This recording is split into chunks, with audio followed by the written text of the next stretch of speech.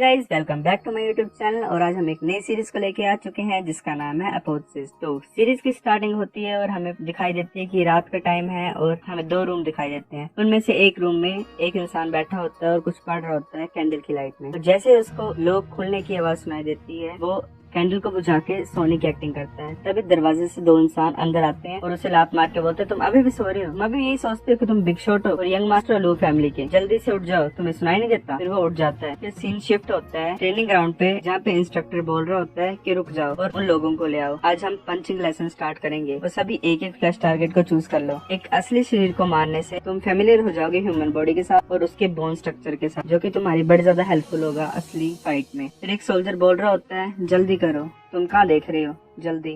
फिर हमें हमारा मेन कैरेक्टर दिखता है जिसके हाथ बांधे हुए होते हैं और लोग बोल रहे होते हैं कि ये 2 साल मार खाने के बाद भी फुल ऑफ एनर्जी में है। ये अभी भी यही सोचते हैं कि लू फैमिली का यंग मास्टर है। एक यंग लॉर्ड जिसका पास बड़ा ज्यादा खराब था और वो हंसने लग पड़ते हैं। हमें एक इंसान दिखाई देता है जिसका नाम है लू पिरेन, जो कि बोन रिफाइनमेंट लेयर में है और जो पहले ब्रांच फैमिली का एल्डेस्ट सन था और अभी करंट यंग लॉर्ड है। वो बोलता है कि लू ज़ैंग, मुझे विश्वास नहीं हो रहा तुम अभी जिंदा हो और मारे नहीं गए मार खा खा के जब मैं ट्रेनिंग कर रहा था। लू ज़ैंग बोलता है, मैं अभी नहीं मर सकता हूँ। लोग बोलते हैं कि तुम्हारी हिम्मत कैसे हुई एक स्लेव की हमारे यंग लॉर्ड को ऑफेंड करने की? तुम्हारी मिस्टेक तुम्हारी डेथ से ही पूरी होगी, वरना तुम पछताओगे इस दुनिया में पैदा होना भी। लू पिरेन बोलता है कि शांत हो जाओ सभी, तुम्हें पता मैं ट्रेनिंग करने क्यों गया था? जो हेवन और अर्थ पिल है वो सच्ची में एक्स्ट्राऑर्डिनरी है। उस पिल की वजह से मैं फ्लैश रिफाइनमेंट लेयर से peak of bone refinement layer में पहुंच गई हूँ और अब मैरो रिफाइनमेंट लेयर पहुंचना मेरे लिए बस कुछ टाइम की बात है। लू ज़ैंग बोलता है, तुम्हारी हिम्मत कैसे हुई? लू फैमिली का ट्रेजर है हेवन और अर्थ पिल, जो कि प्रीवियस जनरेशन से पास डाउन हो रहा है, और तुम्हारी हिम्मत कैसे हुई फैमिली रूल्स को तोड़ने की और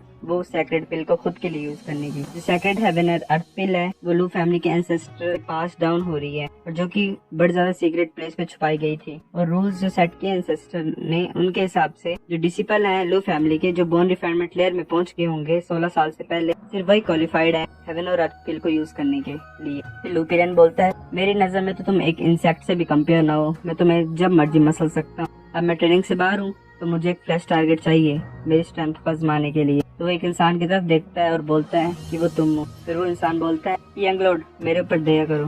फिर यंग लॉर्ड उसकी तरफ देखता है और उसे बहुत जोर से पंच मारता है और सभी हैरान हो जाते हैं और लू ज़ैंग भी हैरान हो जाता है। फिर वो बोलते हैं, इसको तो कुछ नहीं हुआ एक हिट के बाद। फिर वो बोलते हैं कि ये रोजवुड फिस्ट। फिर उस इंसान का शरीर टूटने स्टार्ट हो जाता है और पूरी तरह से टूट जाता है। लोग बोलते हैं, यही हमारे माइटी लॉर्ड यंग लॉर्ड है, यही यंग लॉर्ड लू फैमिली को रिवाइव करेंगे।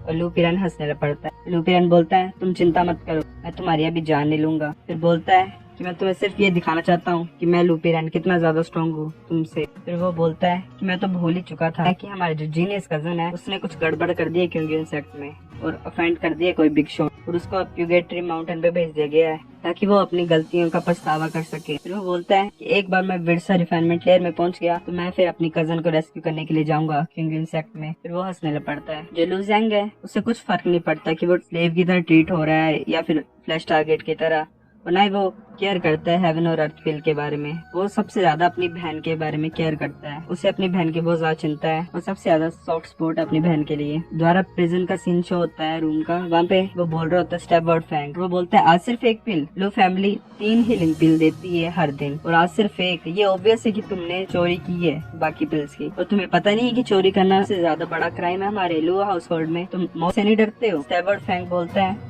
ये ब्लेसिंग है कि तुम्हें एक भी मिल रही है। फिर वो बोलता है कि मैंने वो पिल्स ली हैं और तुम्हारी करंट स्टेट पे तुम क्या सोचते हो, तुम अभी भी लू फैमिली की यंग लॉर्ड हो, दफा हो जाओ यहाँ से। फिर लू फैंग उसको बड़ी जोर से पंच मार देता है उसके नोज पे। लू फैंग बोलते, तुम क्या सोचते हो मैं तुमसे डरता हूँ, मैं तुम्हें मार नहीं पाऊंगा? फिर स्टेपवर्ड फैंग बोलता है, तुम सिर्फ एक स्लेव हो, तुम्हारी हिम्मत कैसे हुई मुझे मारने की, तुम बस वेट करो। फिर लू फैंग बोलता है, अब ये बुक बहुत ज्यादा सेंस बना रही है बट ये वाला पार्ट नहीं, तुम्हें नफरत को भी काइंडनेस से ट्रीट करना चाहिए। अगर मेरे फादर के पास अच्छा अर्थ नहीं होता और इन लाइंस में बिलीव नहीं करते तो आज मेन फैमिली इस स्टेट में नहीं गिरी होती और मेरे फादर की डेथ भी नहीं होती। लू यान जो है वही एक अकेली रे ऑफ होप थी हमारी लू फैमिली की मेन ब्रांच की, और वो ज्यादा टैलेंटेड थी और उसे इन्हें डिसिपल भी बनाया गया था किंग इंसेक्ट का 13 साल की एज में। वो घर को छोड़ के चल गई थी और उसने सब कुछ अवॉइड किया था फैमिली के बारे में। और लू ज़ैंग ने अभी अभी सुना है लू पिरेन से कि उसकी सिस्टर को प्यूगेटरी माउंटेन पे लॉक करके रखा हुआ है। लू ज़ैंग बोलता है, नहीं मुझे उसको सेव करना पड़ेगा। फिर उस बुक को जला देता है और बोलता है इसकी बेकार से बुक और इसके बेकार से प्रिंसिपल्स, क्या फायदे इनको रखने। जलती हुई बुक को देखता है और रोने लग पड़ता है।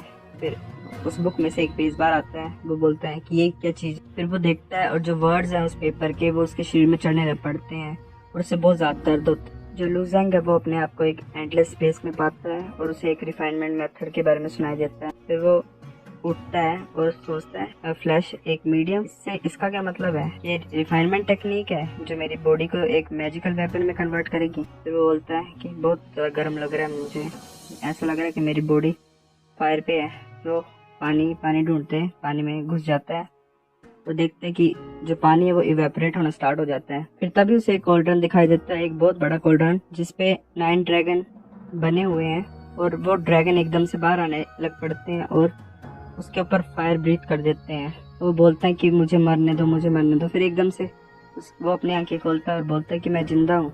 तो गाइस एपिसोड नंबर 1 इतना ही था। अगर आपको एपिसोड नंबर 2 चाहिए तो कमेंट करो, मैं लाता हूँ कुछ दिनों में। तब तक के लिए बाय बाय।